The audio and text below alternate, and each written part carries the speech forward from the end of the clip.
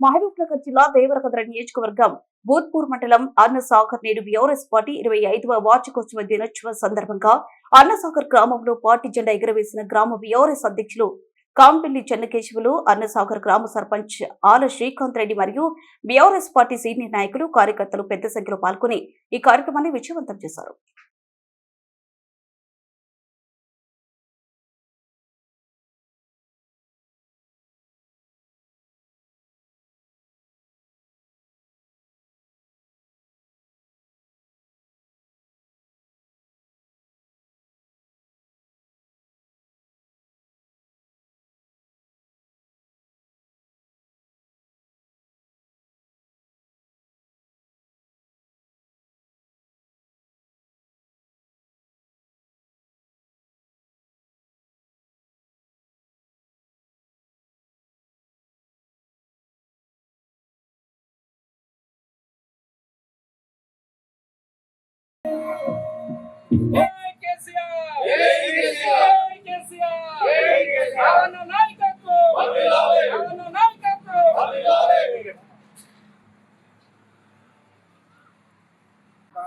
మనం రాష్ట్రం కోసం కొట్లాడి రాష్ట్రాన్ని తెచ్చుకున్న తర్వాత 10 ఏళ్ళు మనం ఎలాగా మన రాష్ట్రాన్ని ఎలా పరిపాలించామో అందరూ చూశారు.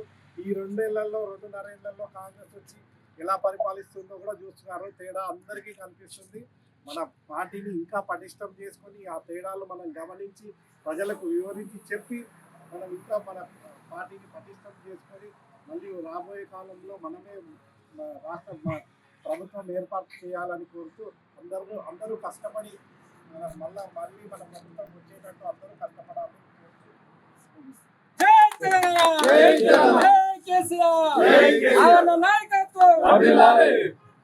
ఇప్పుడు కూడా మళ్ళా ఈ 2.5 సంవత్సరంలో మన రేవంత్ అన్న ఆయన దుష్టారాక్ష పరిపాలన ఎలా ఉన్నదో అందరికీ మన రైతులకు కానీ యువతకు కానీ అందరికీ ఒక ఆలోచన అయితే వచ్చింది.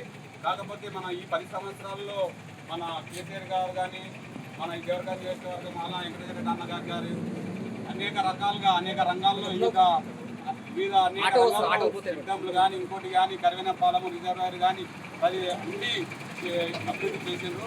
కాకపోతే నిన్న వచ్చిన కేఎంఆర్ గారు ఆయన మాట్లాడలేదు, మన మీడియాతో ఇంట్లో బట్టి మాట్లాడుతున్నారు. ఈ హెచ్చరిక చేస్తున్నాము.